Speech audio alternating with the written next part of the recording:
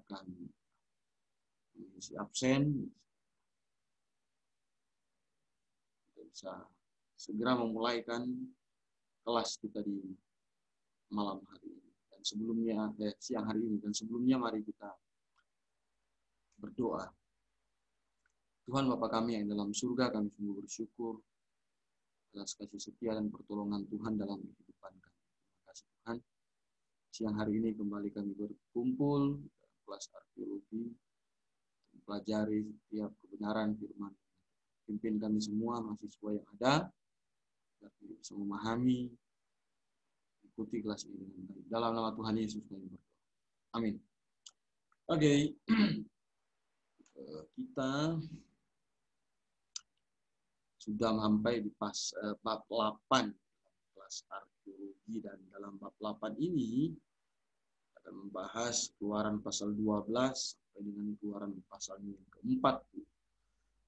Dan kita tentu akan melanjutkan apa yang sudah kita bahas kemarin, karena ini terus berkelanjutan. Jadi arkeologi tidak hanya belajar kepada arkeologi saja sekali lagi, tapi kita akan melihat kepada sejarah-sejarah, tidak secara mendetail, tapi kita akan secara sistematis melihat sejarah-sejarah yang ada di dalam Alkitab lewat penemuan-penemuan arkeologi. Dan kita sampai di bab 8, yaitu peristiwa keluar dari Mesir. Ada isu arkeologi pertama yang bisa kita perhatikan di sini adalah mengenai Paskah dan isu arkeologi. Ya, kita tahu bersama bahwa Paskah dan bangsa Israel adalah dua hal yang tidak bisa dipisahkan. Dan ya, ini merupakan perayaan penting bangsa Israel, dan itu diatur pada saat bangsa Israel akan keluar dari tanah Mesir. Perayaan Paskah merupakan identitas resmi dari bangsa ini. Dan kita tahu bersama bahwa perayaan Paskah itu akhirnya menjadi satu perayaan wajib bagi orang Yahudi. Dan ini merupakan, boleh dikatakan ini merupakan hari raya pertama yang ditetapkan oleh Tuhan. Paskah bukan hanya sekedar perayaan biasa, karena perayaan Paskah memiliki kaitan erat pada dua hal yang penting, yaitu apa? Yang pertama, nilai sejarah. Yang pertama yaitu nilai sejarah, dan apalagi? Dan juga nilai rohani dalamnya, nilai sejarah dan nilai rohani. Artinya karena pada saat inilah Tuhan mengukuhkan bangsa Israel satu bangsa yang sah, dan menetapkan perayaan Paskah sebagai perayaan yang tidak bisa lepas dari sejarah bangsa ini. Dan oleh sebab itu kita bicara bahwa ini punya nilai rohani dan juga nilai sejarah. Prinsip rohani mengajarkan bahwa Paskah adalah lambang dari kematian kebangkitan Tuhan Yesus yang merupakan jalan penebusan dosa. Kita tahu bersama bahwa domba Paskah yang dipersembahkan itu melambangkan Yesus Kristus. Oleh sebab itu dalam peraturan Paskah setiap detilnya bisa dikatakan melambangkan Kristus. Misalnya anak domba Paskah, jelas itu melambangkan Kristus. Yang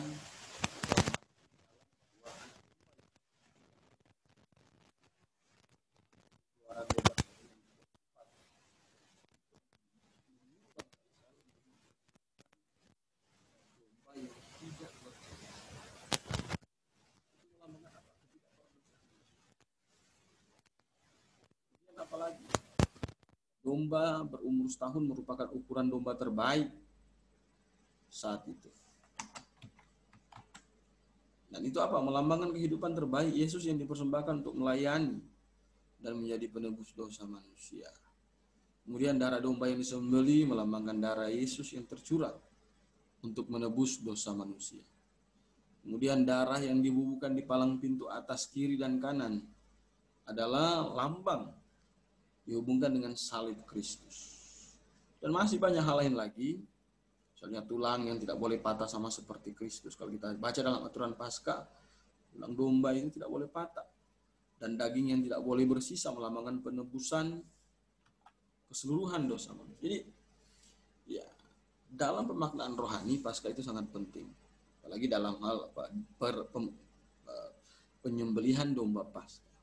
Nah, akan tetapi bagi pengkritik upacara ini dijadikan poin untuk menghancurkan nilai-nilai kebenaran Alkitab. Sekali lagi, ya, Alkitab selalu diperhadapkan dengan kritik-kritik dari orang-orang yang mengaku Kristen sebenarnya.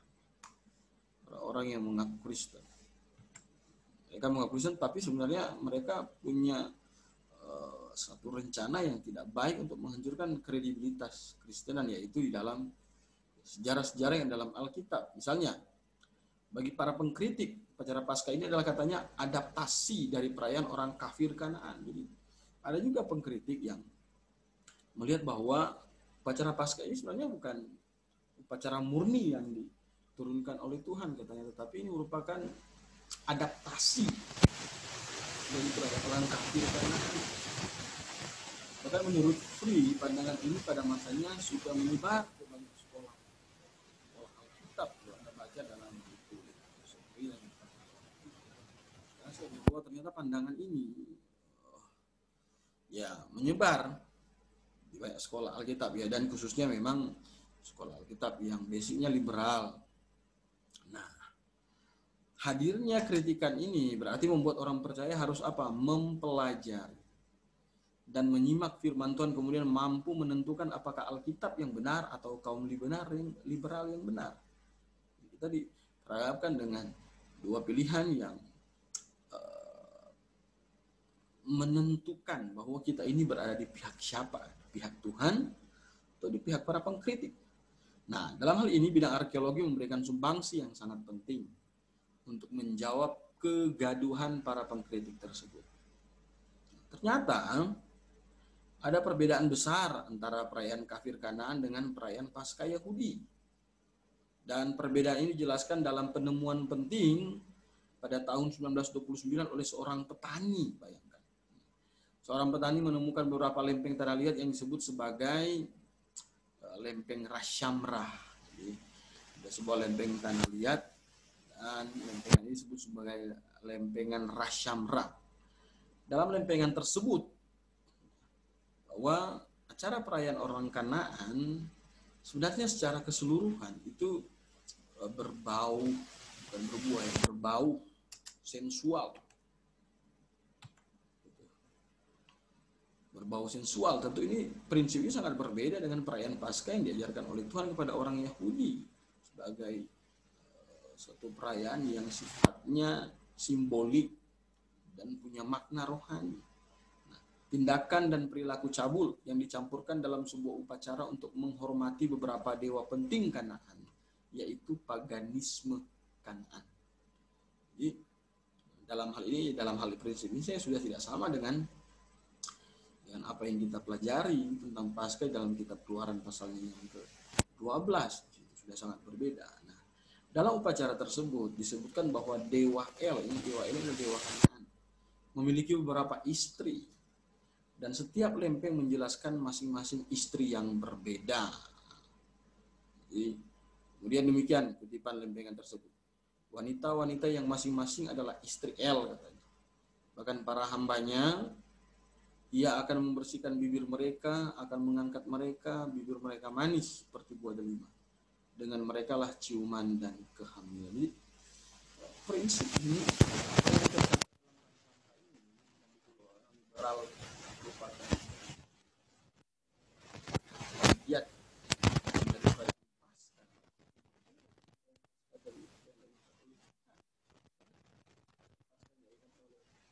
Tuhan kepada orang Yahudi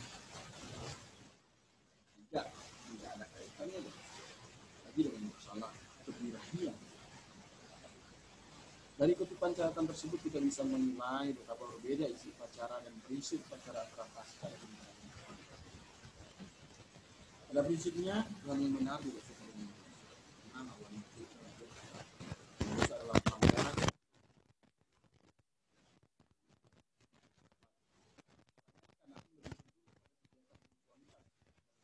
untuk menyembah Tuhan. Ini mesti kita paham. Dan perayaan Paskah substansinya adalah simbol atas penebusan dosa manusia oleh Yesus Kristus yang dilambangkan dengan domba korban. Tetapi perayaan Kanaan tidak memiliki substansi kepada penyembahan, akan tetapi kepada cerita seorang raja yang mencari kepuasan jasmani. Jadi jelas ya, ini adalah dua sudut pandang yang sangat berbeda, kontras antara Paskah yang kita dapatkan dalam Alkitab dan sebuah perayaan orang Kanaan, perayaan Kanaan kafir. Jelas sangat berbeda, dan ya sangat tidak mungkin perayaan Paskah yang diadakan oleh Tuhan itu merupakan hasil tiruan dari perayaan bangsa Kanaan penyembah berhala.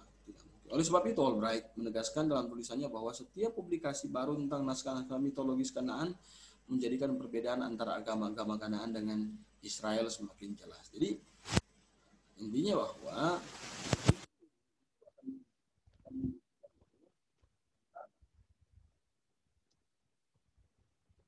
penyembahan orang Israel agama Kanaan itu semakin jelas. Bukan Alkitab salah, tapi justru dengan adanya perbedaan yang semakin jelas, dengan bahwa Alkitab dari Tuhan dan cerita tentang Kanaan yaitu jelas untuk penyembah. Itu sekilas berapa titik poin berkaitan dengan Paskah. Kemudian selanjutnya peristiwa keluaran masa kediaman Israel di Mesir, info dari monumen dan keterangan arkeologi. Kita ingat bahwa Tuhan memberikan 10 tulah, dan tulah ke-10 merupakan tulah penghabisan karena kematian anak sulung di seluruh tanah Mesir, termasuk anak sulung Firaun. Dan mendengar bahwa ada pengecualian kematian anak sulung, yaitu anak sulung bangsa Israel, dan ditambah dengan rasa duka cita Firaun atas kematian anak sulung yang merupakan penerus tahta, membuat Firaun itu menjadi frustasi dan mendesak bangsa Israel untuk apa? Keluar dari tanah Mesir. Tentu ini merupakan bagian dari rencana Tuhan, yaitu memberikan tulah yang sifatnya progresif. Sekali lagi, tulah itu sifatnya progresif sampai kepada kematian yang benar-benar menyakitkan, itu kematian anak sulung dari Firaun, dan itu merupakan penerus tahta kerajaan. Dan puncaknya adalah kematian sosok yang dianggap penting, dianggap dewa oleh Mesir, yaitu tersuruh Firaun. Firaun sangat pusing, sangat stres ketika anak sulungnya mati. Perjalanan panjang bangsa Israel dimulai dari 70 orang. Kita baca dalam Keluaran 1 ayat 5 ya, 70 orang, keluarga besar Yakub masuk, kemudian menjadi 600.000 laki-laki.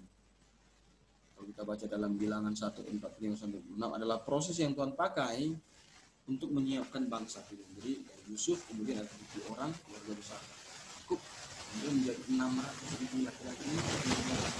Dan inilah cara Tuhan mempersiapkan suatu bangsa. Banyak orang berharap peristiwa penting ini ditulis dalam monumen-monumen penting Mesir. Artinya, kok di monumen-monumen penting Mesir tidak menceritakan peristiwa keluarnya bangsa Israel dari Mesir. Nah, kenapa? Tetapi satu hal yang perlu kita ingat, bahwa ternyata bangsa Mesir adalah bangsa yang tidak mau mencatatkan hal atau peristiwa yang mencela bangsa mereka. Oh, ternyata kita pahami di sini bahwa ternyata kenapa tidak ada catatan-catatan yang sangat mendetil tentang keluarnya bangsa Israel dari Mesir. Karena bangsa Mesir itu tidak akan mencatat hal atau peristiwa yang merendahkan bangsa mereka. Contohnya pendudukan bangsa Hiksos di tanah itu tidak dicatat oleh bangsa Mesir, dan semua monumen Hiksos itu dihancurkan. Jadi ini salah satu kenapa cerita Israel dalam dokumen-dokumen Firaun ini tidak dicatat. Ya karena memang bangsa Mesir tidak mau menceritakan kegagalan mereka. Mereka hanya ingin menceritakan hal-hal yang baik. Termasuk cerita tentang pendudukan bangsa Hiksos. Tutmos III adalah Firaun terkenal yang menghancurkan monumen-monumen. Apalagi cerita Israel dengan Tuhan mereka yang akhirnya menghancurkan negeri itu dengan 10 tulah dan sekaligus menghancurkan martabat dewa mereka yang dipuja pasti tidak dicatat dalam Mesir. Nah, alasan ini seharusnya membuat kita jangan heran jika bukti monumen Mesir untuk sejarah bangsa ini tidak ada. Ini yang kita garis bawahi loh. Memang kadang ada orang suka bertanya bahwa kenapa di monumen Mesir tidak ada cerita tentang Mesir tidak memalukan dalam kehidupan mereka. Kemudian ada beberapa alasan lain juga yang bisa dipertimbangkan mengenai ketidakadaannya monumen-monumen tentang Israel di Mesir. Misalnya yang pertama, orang Ibrani itu tinggal di delta sebelah timur dan daerah ini lebih lembab dibandingkan dengan daerah Mesir lain, sehingga reruntuhan monumen kuno akan lebih cepat rusak. Kalaupun ada monumen, mungkin akan lebih cepat rusak karena orang Ibrani tinggal di daerah timur yang daerahnya lebih lembab. Kemudian mereka telah dijadikan budak dan orang yang biasa mendapatkan perhatian adalah kalangan raja, bangsawan, imam dalam pengujian resmi termasuk dalam catatan sastra Mesir. Jadi artinya biasanya catatan tentang keberhasilan budak, apalagi budak bisa memberontak kemudian keluar, itu jarang diceritakan kecuali orang-orang tertentu. Kemudian tidak banyak orang Ibrani yang berpendidikan cukup tinggi saat itu, kecuali kita dapatkan Musa yang akhirnya dipakai oleh Tuhan untuk menulis itu, untuk membuat dan menghasilkan catatan karya sastra yang bisa diingat dan dikenang yang beredar di Mesir. Itu karya sastra lain yang kita bilang ilham ya, Alkitab. Itu luar biasa. Jika pun ada catatan orang Ibrani pastinya akan dibuat dari bahan dasar seperti kulit binatang, papirus yang mungkin dibawa serta pada saat mereka keluar dari Mesir. Jadi kalaupun ada catatan itu akan dibawa oleh bangsa Israel. Artinya itu tidak ditinggalkan di Mesir sehingga tidak ada catatan.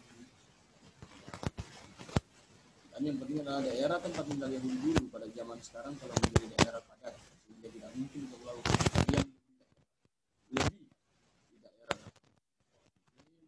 tempat tinggal Israel di Mesir pada waktu itu sekarang menjadi pemukiman padat dan itu menjadi salah satu kendala untuk melakukan penggalian.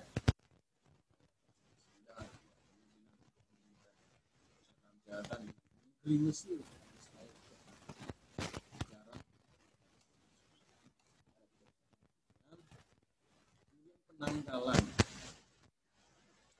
penanggalan keluarnya bangsa Israel dari Mesir. Sebenarnya penanggalan mengenai keluarnya bangsa Israel di Mesir sudah sangat tepat ya. Bahas itu jatuh pada tahun 1426. Ini didasarkan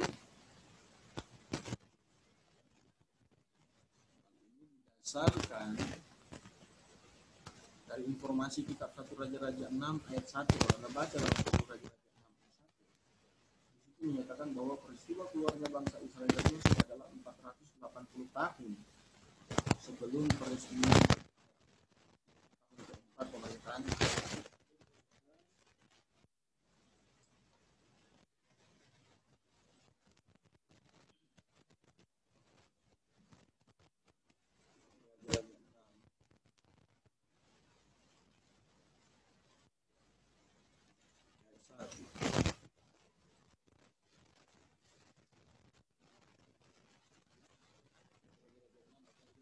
pada tahun 480 sesudah orang Israel keluar dari tanah Mesir pada tahun keempat, sesudah Salomo menjadi raja atas Israel dalam bulan Zim, yaitu bulan yang kedua, maka Salomo menjadi pemimpin Allah. Dan selain itu, selain bukti yang dalam Alkitab penanggalan ini, hal ini juga didukung oleh informasi sejarah Mesir bahwa sekitar tahun 1400 sampai dengan 1395 pada saat itu Mesir sedang terjadi suatu peristiwa besar yang disebut sebagai revolusi Amarna. Ini sebenarnya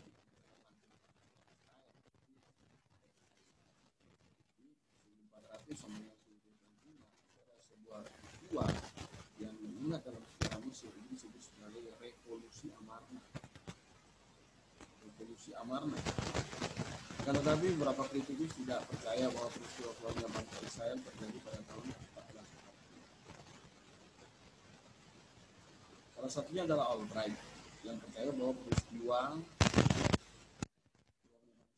Israel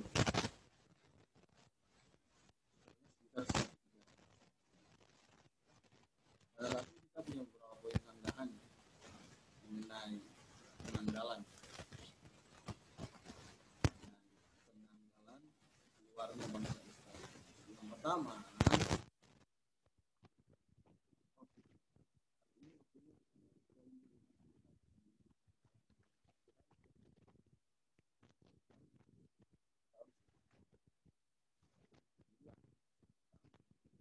poin sangat Albright menurut Edom tidak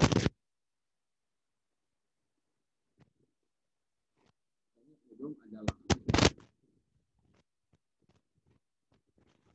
bangsa yang penduduknya tidak menetap sehingga tidak mungkin menghentikan bangsa Israel saat itu. Anda ingat bahwa dalam perjalanan bangsa Israel keluar tanah Kanaan dari tanah Mesir menuju Kanaan, salah satu yang berurusan dengan bangsa Israel adalah bangsa Edom.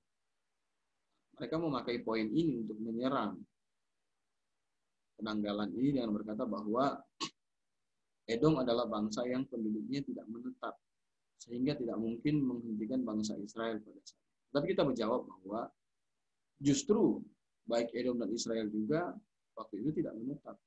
Akhirnya mereka bisa bertemu dan Edom bisa menghadang perjalanan bangsa. Dan ya, sebenarnya mereka mau kaitkan dengan penanggalan Edom menetap itu kapan. Jadi kita berkata bahwa ya justru baik Edom dan Israel sama-sama waktu itu tidak menetap, benar. Dan mereka bertemu di tengah perjalanan mungkin bisa saja, atau mungkin menetap sesaat, tidak menetap permanen bisa saja. Akhirnya Edom menjadi penghadang perjalanan bangsa. Kemudian yang kedua katanya, fakta mengenai kota Pitom dan Ramses. Menurut kritikus bahwa Ramses I baru memerintah tahun 1300. Maka dengan adanya kota ini sangat besar kemungkinan bangsa Israel keluar pada sekitar tahun 1300-an bukan 1400. Tapi kita menjawab bahwa penamaan Ramses baru terjadi pada pemerintahan Ramses. Karena menurut catatan sejarah nama kota itu dari kota Ramses adalah Suan Avaris. Dulu Suan Avaris kota Ramses sejarahnya. Kemudian yang ketiga, penggalian yang dilakukan oleh Yagiel Yadid katanya yang menyatakan bahwa Hazor baru jatuh di tangan Israel pada sekitar 2/3 abad ke-13. Itu, ini alasan ketiga yang dipakai oleh Albright. Tapi kita menjawab bahwa Alkitab memberikan bukti bahwa Hazor ternyata 2 kali ditaklukkan oleh Israel. Yang pertama pada masa Yosua, ketika Yabin I memerintah, Yosua 11 ayat 10 sampai 11. Dan yang kedua adalah pada masa Hakim Deborah, pada saat Yabin yang lain. Jadi ada 2 Yabin memerintah. Dalam Hakim pasalnya yang keempat, ayat 2, 23. Jadi itu tidak masalah. Kemudian alasan keempat yang diajukan oleh Albright, kritikus, dia berkata bahwa penaklukan kota Betel, Lakis, dan Debir. Menurut mereka, penaklukan ini terjadi pada tahun 1230. Sehingga kesimpulan para kritikus bahwa kemungkinan besar bangsa Israel keluar pada abad ke-13 sebelum Masehi. Karena jika bangsa Israel keluar 14, maka jangka waktu yang begitu panjang mulai dari peristiwa keluaran sampai kepada penghancuran kota-kota tersebut. Tetapi kita harus jawab bahwa ingat bahwa semua kota itu jauh pada waktu yang hampir bersamaan. Menurut kitab Yosua, ditambah lagi prasasti Menerptah yang dibangun pada tahun 1930 sudah menggambarkan bahwa orang-orang Ibrani sudah menetap di tanah itu. Dan selanjutnya dalam catatan perang di kitab Yosua menjelaskan bahwa ada kota yang dihancurkan penuh dan bersifat tetap, dan juga ada kota yang dihancurkan tidak sepenuhnya. Karena menurut kitab kita pasal 6 ayat 24, 8 19, 11 13 hanya kota Ai, Yeriko, dan Asor. Akhirnya itu beberapa sanggahan-sanggahan kita menjawab. Tapi akhirnya penggalian Benor itu memberikan bukti bahwa penambangan tembaga lembah Timna daerah Mesir itu tidak terjadi pada masa Ptolemaic, akan terjadi. Tadi katanya terjadi pada sekitar abad 14 sampai abad ke-12, yaitu penambangan yang dibangun pada masa Firaun di Mesir. Jadi banyak orang berpikir bahwa penambangan di Mesir, yaitu di lembah Timna itu terjadi pada masa Ptolemaic, tetapi sebenarnya tidak. Penggalian dilakukan oleh Benor Rothenberg itu membuktikan bahwa penambangan itu sebenarnya terjadi pada tahun 1414 sebelum Masehi yang dibangun. Artinya itu bisa menjawab juga tentang masa-masa keluarnya Israel sekitar 1440-an. Itu arkeologi. Kemudian apalagi yang berkaitan dengan arkeologi berkaitan dengan peristiwa keluarnya bangsa Israel, yaitu rute keluarnya bangsa Israel dan Israel. Rutenya. Nah, Alkitab sudah memberikan informasi mengenai rute bangsa Israel, yaitu menuju ke arah timur. Mereka menuju ke arah timur melalui delta, yaitu Ramses, Sukot. Kita baca dalam Kejadian 12 ayat yang ke-37. Kemudian dari Sukot ke Etan, dan 13-20, kemudian ke Baal Zephon di Laut Merah. Keluaran 14 ayat yang kedua. Ini rute garis besar yang kita baca dari Keluaran 12 sampai Keluaran 14. Tetapi hal itu dipermasalahkan oleh para pengkritik. Hanya Pitt berkata bahwa tidak mungkin rute ini ditemukan dan ditentukan dengan tepat karena hanya berharap dari pendapat penyusun abad 9. Pitt salah satu pemprotes yang poin bahwa ini tidak mungkin, rute ini tidak mungkin ditemukan dan ditentukan dengan tepat, yang hanya berharap kepada informasi artinya. Heger juga berpendapat bahwa rute bangsa Israel dalam kebanyakan atlas Alkitab ini tidak memiliki aksen. Intinya, baik Pitt maupun Heger, saya tidak setuju dengan rute itu. Kita mempermasalahkan rute itu dan protes salah yang tidak bisa. Ya, kita jangan heran dengan dua keberadaan ini karena liberal adalah tahu percaya Alkitab menjadi salah. Mereka hanya percaya kepada hukum rohani, tetapi mereka tidak percaya kepada sejarah yang dalam Alkitab menurut mereka. Tetapi kita tetap percaya kepada Alkitab sebagai sumber yang sangat tepat dan tanpa salah. Hal ini juga didukung oleh Alan Gardiner yang percaya rute yang dijelaskan oleh Alkitab adalah benar. Dia percaya bahwa rute yang dalam Alkitab itu benar. Dia tidak setuju dengan pendapat itu. Gardiner berpendapat bahwa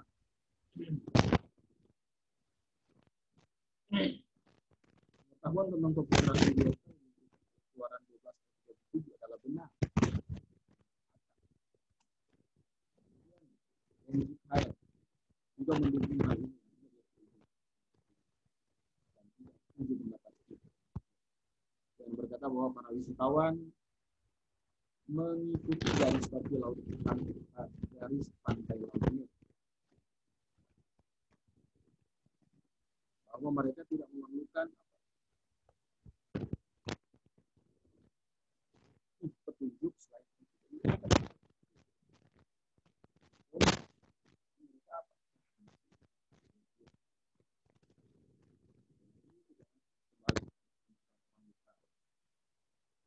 Melihat kalau kita masuknya sekarang melihat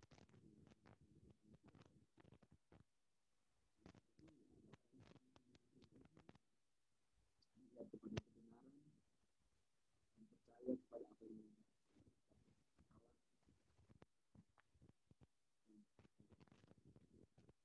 dan apa lagi terbelahnya laut. Para Kristen tidak percaya bahwa terbelahnya laut adalah sebuah musibah.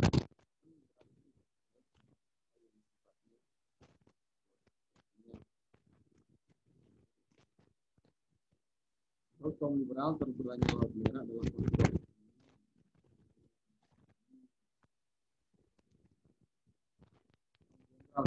bahwa Jadi itu danau tersingkap ketika air timur mengalir.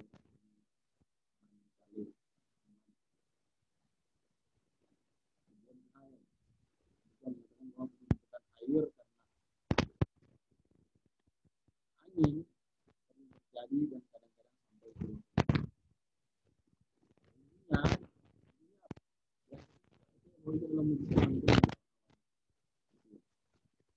Lalu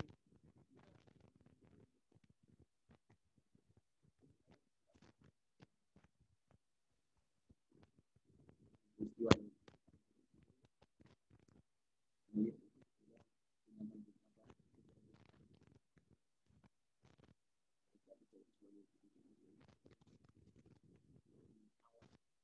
kurang. Kita percaya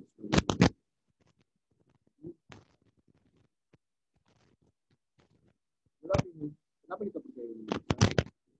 Sebenarnya ada penting dalam peristiwa faktor ini bisa diperpanjang masalah tentang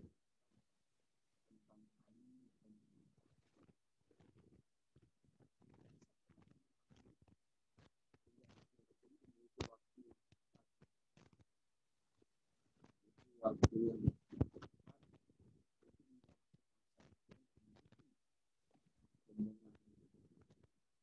kalau itu kenapa Israel jumlahnya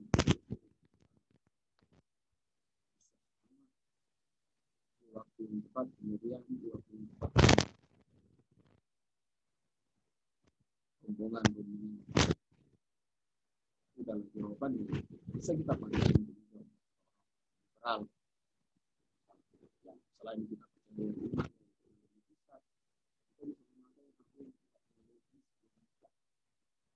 wah ini kita pikir bahwa ini bicara kepada ketepatan itu Tuhan mengukur waktu dengan sangat baik. Jadi kita bisa untuk orang-orang yang belajar bangsa. Kemudian saya cepat tidak bisa baik. Kemudian mengenai lokasi Kades itu yang dibahas dalam peristiwa keluaran.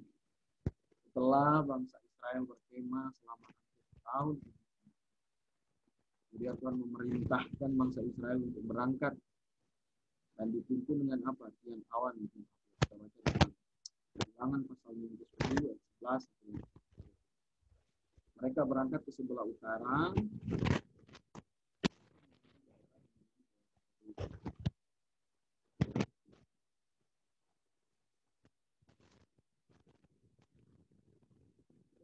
Awal membawa kesimpulan bahwa Kades itu terletak di daerah yang sekarang disebut sebagai Ain Kadis. Tetapi beberapa alasan dikemukakan oleh Hey, dan Kadesi, yaitu apa? Yang pertama, karena ini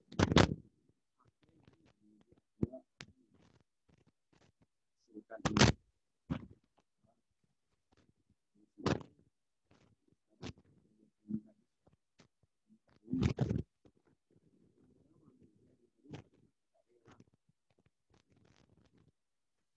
Merupakan bentuk strategis perbatasan selatan Kanaan dekat di jalan utama. Yang kedua, letaknya di garis perbatasan alami di sebelah selatan ini. Ketiga, alasannya tempat ini sesuai dengan petunjuk lain yang disebutkan di dalam Alkitab. Dan tempat-tempat ini perjalanan Israel setelah meninggalkan Kades. Kemudian alasan yang kelima, menurut klaim bahwa Ain Kadis paling cocok dengan acuan Alkitab mengenai Kades, yaitu klaim yang mengklaim bahwa Kadesi yang dulu sekarang namanya letaknya yaitu di Ain Kadis dalam bahasa Arab. Akan tetapi pada tahun berikutnya perkembangan arkeologi memberikan bukti baru mengenai Kadesi. Dan kita sudah tahu bahwa arkeologi itu sifatnya progresif. Artinya kadang memang ada penemuan yang tidak harus langsung tepat, bisa berjalan secara progresif. Gitu. Misalnya Leonard Woolley dan Lawrence mengeksplorasi padang gurun selatan pada tahun 1413 sampai dengan 1913 sampai dengan 1914. Itu gurun selatan Palestina, dan menyimpulkan bahwa Ain el Kuiderat dan Tel el Kuiderat adalah lokasi Kadesh. Dan menurut mereka, di lokasi tersebut terdapat sumber air terbaik di Sinai yang mengairi oasis terbesar di Sinai Utara. Jadi, ya kita tidak bisa menyalahkan juga penemu-penemu pertama yang mungkin ada beberapa hal yang kurang tepat dalam penggalian dia, belum cocok. Ya, dan waktu itu kalau dia klaim itu Kadesi, ya sebenarnya bukan masalah besar. Tapi karena sekali lagi kita kembali kepada prinsip arkeologi yang sifatnya progresif. Ketika ada orang yang mengklaim tempat-tempat baru termasuk kepada lokasi Kadesi, ya, mungkin ini bicara kepada yang kita sebut sebagai progresivitas dari arkeologi tersebut. Oke, jelas. Kemudian apalagi yang menjadi isu-isu arkeologi mengenai kaitannya dengan keluarnya bangsa Israel dari Mesir, yaitu mengenai kulit lumba-lumba, kemudian bahan-bahan kemah suci, mengenai tembaga dan perunggu, dan tentang kaki dia. Kita baca dalam Keluaran pasal yang 36 ayat yang ke-19. Di situ dikatakan kulit lumba-lumba disebutkan sebagai penutup, ya, waktu mereka mau bikin kemah suci, penutup terakhir kemah suci. Nah, hal ini menjadi permasalahan karena ada perbedaan penerjemah. Ya, KJV yang menerjemahkan ya kulit anjing laut. Kemudian ada versi ASV, kalau salah American Standard Version, kulit ikan duyung. Kemudian NIV kulit ikan duyung. Bagaimana terjemahan yang tepat? Ya. Kata yang terjemahkan kulit lumba-lumba dalam bahasa Indonesia berasal dari bahasa Ibrani, itu tahash. Joseph Pefri, yang buku yang kita pakai ini, dia mendukung terjemahan ESV dan NIV, yaitu kulit ikan duyung. Sedangkan KJV kulit anjing laut. Artinya Free tidak setuju dengan penerjemahan KJV kulit anjing laut. Free menyatakan beberapa alasan. Dia menolak Indonesia lagi ya, lumba-lumba. Yang pertama, alasan pertama yaitu bangsa Israel akan sulit memperoleh kulit anjing laut kan ketika mereka sedang berada di padang gurun Sinai. Kemudian sejenis ini hanya bisa ditemukan daerah Syria, Lebanon, sebelah utara Palestina. Ini alasan yang ketiga, menurut Free, kata tahas lebih dekat dengan bahasa Arab, yaitu kata tuhas yang artinya lumba-lumba. Juga disebut sebagai dugok atau bisa mengacu kepada ikan duyung. Dan menurut catatan Genesius, orang-orang Arab di Sinai sering memakai sandal dari kulit ikan. Akan tetapi kita bisa menjawab dengan beberapa alasan. Yang pertama, Talmud mendukung pengertian tahas yang merujuk kepada badger atau anjing laut, seperti terjemahan KJV. Kemudian Tuhan bisa memfasilitasi setiap keperluan dan kepentingan pelayanan Tuhan, apalagi untuk membuat kemah suci. Artinya Tuhan bisa saja menghadirkan itu dengan cara-cara. Tahas adalah kata yang sepadan dengan taxus dalam bahasa Latin dan Dachs dalam bahasa Jerman yang merujuk kepada badger atau anjing laut. Jelas. Ya memang Arab adalah bahasa yang serumpun dengan Ibrani, akan tetapi prinsip penting yang tidak bisa kita lupakan bahwa semua bahasa berakal dari bahasa Ibrani. Ya, artinya SV, NIV adalah terjemahan yang lebih banyak berdasarkan pada teks Ibrani dan Yunani yang dikorupkan. Sehingga saya tidak percaya terjemahan itu, saya percaya kepada terjemahan KJV yang otoritas, bisa dipercaya. Kemudian selain masalah kulit lumba-lumba, masalah apa lagi selanjutnya adalah mengenai pemakaian tembaga dan perunggu dalam beberapa perkakas kemah suci. Nah, Alkitab menjelaskan bahwa pemakaian tembaga adalah bahan penting yang dipakai untuk perkakas kemah suci.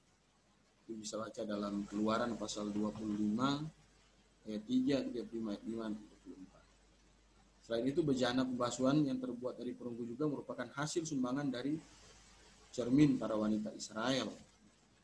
Nah, Wellhausen adalah tokoh Israel yang mengkritik dan tidak setuju akan informasi yang diberikan oleh Alkitab. Jadi artinya dia ragu tentang pemakaian tembaga pada masa itu. Nah, menurut Wellhausen, catatan mengenai pemakaian perunggu dan tembaga pada perkakas kemah suci adalah naskah yang ditambahkan kemudian hari. Bahkan catatan itu tidak ada dalam naskah sumber P menurut dia. Oleh sebab itu, Wellhausen berpendapat bahwa catatan itu baru ditambahkan pada tahun kemudian. Ya, ingat bahwa Wellhausen tidak setuju penulisan itu dari Musa.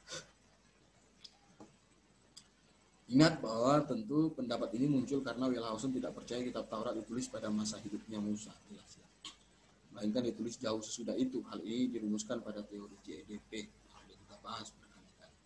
Tetapi bagi kita kaum fundamental, hal ini adalah sebuah kesalahan yang fatal. Artinya kalau tidak percaya itu berarti salah fatal. Artinya tidak percaya otoritas Alkitab. Percaya Alkitab sebagai satu-satunya firman Tuhan berarti seharusnya kita percaya informasi yang diberikan oleh Alkitab itu harus dari awal. Arkeologi juga menambahkan informasi dan bukti mengenai pemakaian perunggu dan tembaga pada masa itu. Nah, kita punya bukti arkeologi. Dalam temuan arkeologi menginformasikan bahwa terdapat pemakaian kaca dari perunggu di Mesir pada masa yang sama dengan peristiwa keluaran. Wanita Israel memiliki cermin seperti itu kan karena sebelum mereka keluar dari Mesir ada banyak sekali harta dan barang berharga yang diberikan orang Mesir kepada orang Ibrani, termasuk kepada kaum wanita, dan itu Anda bisa baca dalam Keluaran 12 ayat 20. Artinya adalah pemakaian perunggu dan tembaga adalah hal yang lumrah dan biasa pada saat itu, bukan merupakan sesuatu yang tidak bisa dipercaya. Justru Alkitab bisa dipercaya dan sangat bisa dipercaya untuk masalah ini, karena selain penemuan arkeologi, kita tahu bahwa akhirnya orang Israel termasuk wanita mendapatkan banyak harta ketika mereka keluar dari Mesir. Nah, apalagi yang dikritik oleh Wellhausen. Masalah lain yang dikritik oleh Wellhausen dan pengikutnya adalah mengenai kemah suci dan kaki dia. Nah, bagi Wellhausenism, kemah suci diciptakan pada masa yang kemudian setelah Musa. Jadi sekali lagi prinsipnya adalah Wellhausen tidak percaya kitab Taurat itu. Sama halnya dengan kaki dia. Kaum ini berpendapat bahwa semuanya itu ada pada periode Babel katanya, 600 sebelum Masehi sampai dengan 400 sebelum Masehi, masa Babel atau masa Persia. Itu sekali lagi alasan ini cocokkan dengan teori JEDP, mereka yang menempatkan dokumen P pada periode yang sama. Itu akarnya. Nah, tapi tidak demikian. Semua yang Tuhan ciptakan adalah sesuai dengan keperluan pelayanan pada saat itu. Hal yang aneh jika penetapan hukum Taurat disampaikan oleh Tuhan pada masa Musa, sedangkan perlengkapannya baru ada pada masa periode kemudian. Itu hal yang sangat. Nah, ada satu bukti arkeologi yang menjelaskan bahwa ada penggalian daerah Tel Beit Mirsi. Pada lapisan periode 1200 sampai 900-an ditemukan lampu-lampu tanah liat dengan 7 tempat sumbu, yaitu mirip dengan kaki dian. Jadi kaki dian itu tempat lampu-lampu yang lambang. Bahkan dijelaskan lagi bahwa ketujuh tempat sumbu dibuat dengan cara menjepitkan bagian ketinya ke tujuh kaki. Jelas mirip kan? Ya, selain itu menurut Albright, kandidat semacam kaki dian juga ditemukan dalam penggalian tersebut. Artinya apa yang disampaikan oleh Wellhausen itu cuma untuk supaya mendukung penanggalan teori JEDP-nya. Itu sama sekali tidak menghancurkan kredibilitas Alkitab. Alkitab semakin teguh dan firman Tuhan semakin kuat bagi orang-orang yang mencari kebenaran. Kemudian apalagi isu-isu arkeologi yang bisa kita dapatkan dari sekitaran cerita setelah mereka keluar dari tanah Mesir, yaitu kritikan dan kesulitan yang diduga katanya terdapat dalam kitab bilangannya, itu mengenai apa? Formasi bangsa Israel dan jumlah burung puyuh juga diserang oleh orang-orang Ibrani. Dugaan kesulitan pertama dimunculkan adalah mengenai pengaturan barisan bangsa Israel. Bagi para pengkritik adalah mustahil untuk mengatur bangsa Israel dalam jumlah yang besar, yaitu 2 juta lebih. Mereka tidak mungkin jika 2 juta bangsa Israel kemudian dibagi menjadi 4 bagian besar masing-masing setengah juta dapat berkumpul dalam formasi pada waktu yang sama. Jadi mereka ini aneh. Kalau berbalik dalam 4 bagian berarti adalah hidup. Bahkan para peneliti juga pemahaman berbentuk maka barisan 35 km. Oke, ini akan ditahan.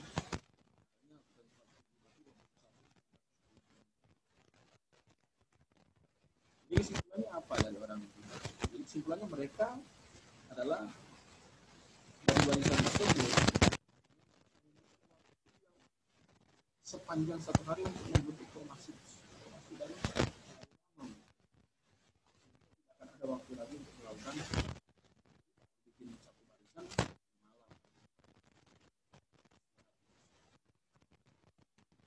malam.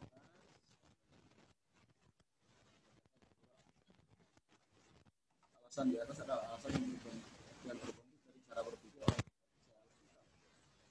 Israel yang punya itu tidak ada cara. Karena menurut itulah bisa menjelaskan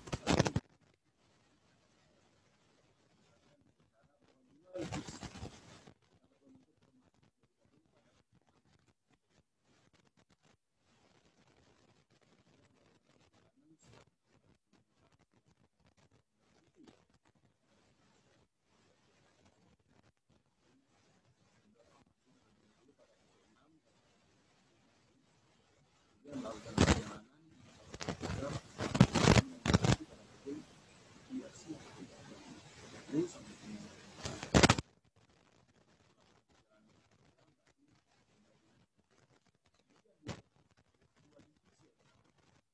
selanjutnya barisan pada pukul 2 siang sampai dengan pukul 6 petang dan kemudian istirahat di malam. Karena tidak ada informasi lanjut apakah pasti bangsa Israel secara berat.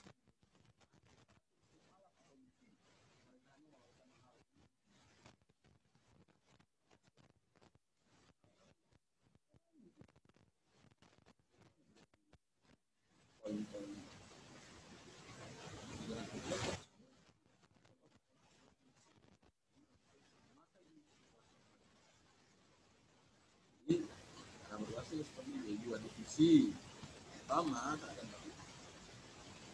itu informasi terlebih dahulu dari pukul 6 pagi sampai dengan pukul waktu perjalanan 16 km kemudian divisi yang kedua melakukan barisan pada pukul 2 sampai dengan pukul 6 mereka melakukan perjalanan. Kemudian apalagi kalau mereka dugaan kesulitan dalam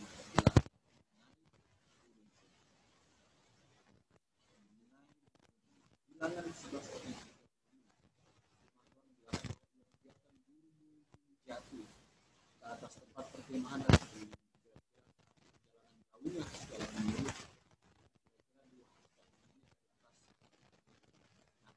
disyarat oleh para kritik cepat mengambil keputusan yang menunjukkan bahwa burung puyuh menumpuk setinggi 2 hektar dan memberikan kepada tiap orang Israel 2.886.586 selama sebulan atau 9.620 ganteng setiap kali.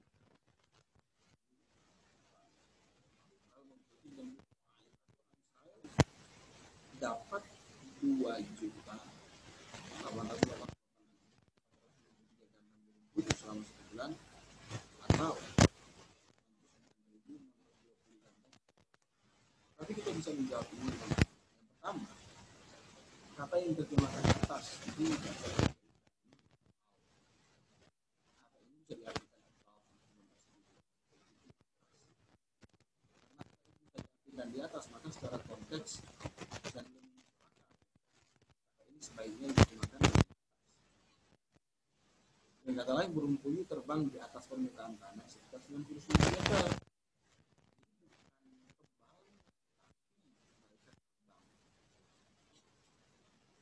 atas tanah dengan tinggi 90 meter, sehingga dengan mudah digapai oleh bangsa Israel dan mengambil sesuai dengan keperluan.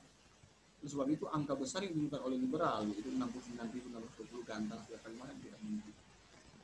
Nah, kita memahami ayat ini baik, kita bisa menjawab itu. Anda harus dengan baik juga. Kemudian isu-isu apa lagi yang bisa kita lihat dari cerita ini, yaitu pandangan panjang. Mungkin kita sampai di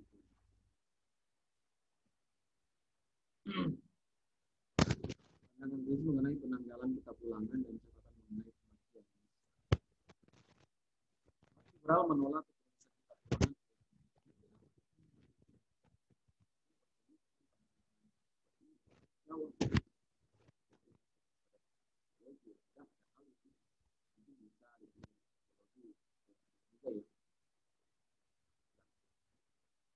Liberal menolak ketulisan kitab Ulangan dengan jelas ya.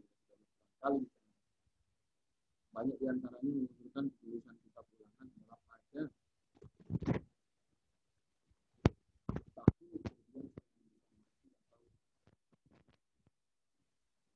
beberapa diantaranya adalah Potifar. Potifar ini adalah seorang profesor di Kristen yang menerima pandangan ayat kemudian SA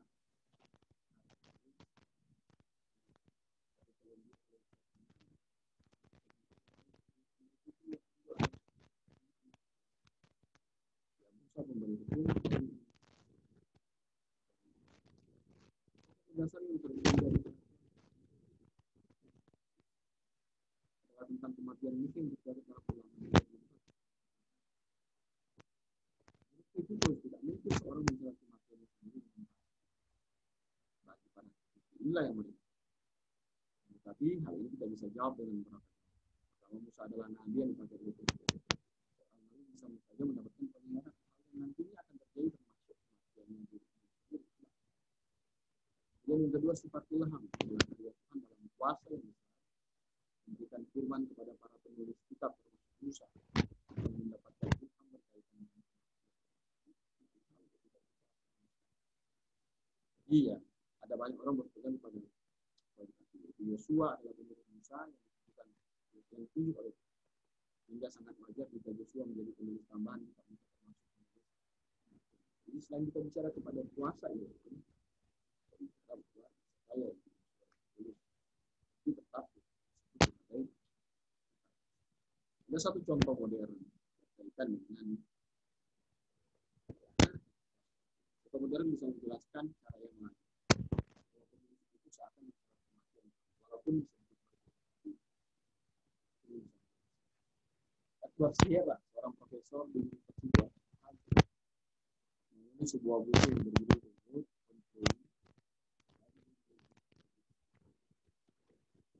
menurut info yang ada dalam kematian yang belum pada waktunya terjadi pada halaman 6.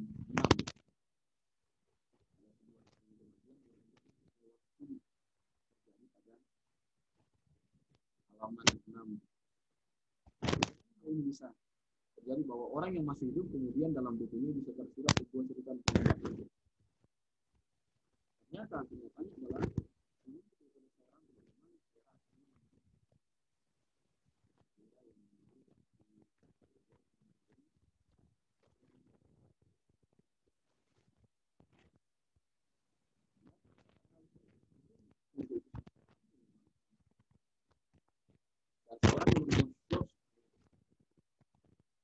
orang yang mempersiapkan penelitian